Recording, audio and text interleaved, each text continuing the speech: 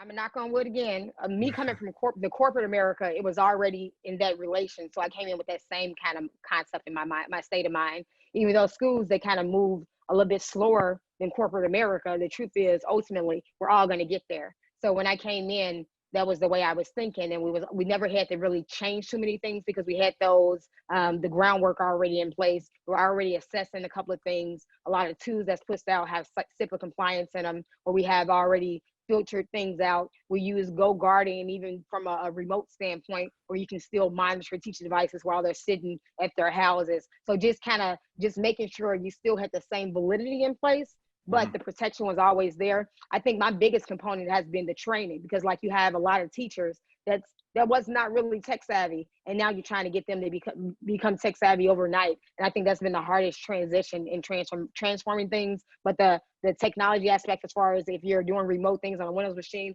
our VPN has always been in place. And then there's a protocol you have to go through, or a procedure, in order to be able to get VPN access. So we always know who it is. We're always monitoring that data. I use a SIM called Splunk in the cloud to be able to analyze different logs, even from people's devices. Of course, I monitor the logs in Google, but I also use some other robust tools. And I don't know if you know, but this company called Managing Methods, they have a solution that you can actually use. Forgot my t-shirt today.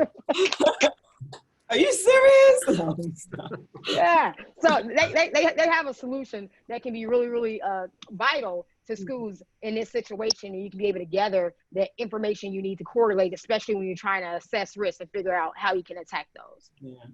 Yeah, definitely. I mean, we continue to train teachers on being safe, and I mean, email is like the big hole that lets things happen, and so the product that Terry commented on, I have been able to see when there's a suspicious login and figure out, and then when we check the teacher's email, we see that they clicked on something they shouldn't have, and now somebody hacked their account and started to change things. So I use those as times to educate as well, because I will find that those are my same teachers that are same staff that always click on something.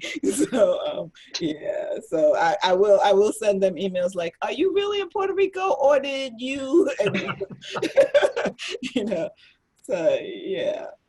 Well, and that goes back to what we discussed a little bit earlier, where as COVID has kind of pushed us collectively to be more tech, and the folks that have not traditionally had the desire or the experience or the interest or whatever in kind of living in that world, making sure that the tools are in place, that as those perimeters are extended, that you're ready to get that same level of insight. And really, for us, it's been about insight.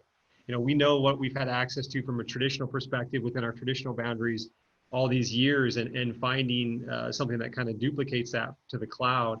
While we've been a G Suite school for a number of years, this has just exploded our cloud storage for us.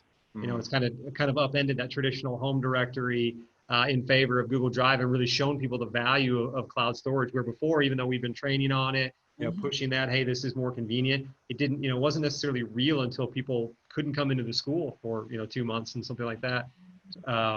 So having a product like Managed Methods, we're an enterprise EDU customer, the kind of the depth that we can get in insight is almost invaluable. I think Janice mentioned the Puerto Rico login. Ours is shared files. Having the insight, you share this with who? You share this with one email address, and then being able to take action on that has been absolutely it's been crucial, and we've really taken a lot of value from that. So. Oh, I had somebody that sent their own budget every day, every week to themselves. I'm like, what are you doing? And administrators are working from home, and people that have never worked outside the office before. How do you make sure around data loss protection of confidential information that's leaving the district potentially to a home email address or whatever? How do you make sure that doesn't happen? And that's where the tools come in to really make a difference there. So I think for kids too. Go ahead. Correct. So are you encrypting your data at rest and in motion? Like, so even with emails, are you using encryption so you can make sure that transport data is secure? Yes. Yeah.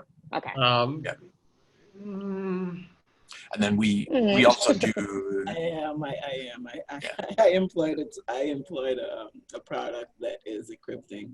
Yeah. Okay. Yeah.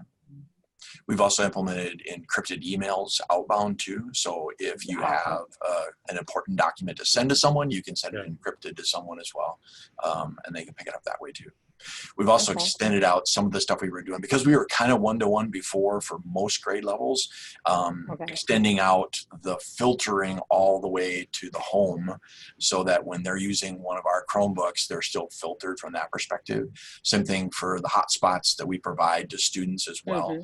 That data is filtered and monitored within the district. So we're protecting them when they have one of our hotspots offsite as well. So all of that kind of fits together in the process of monitoring there. Awesome.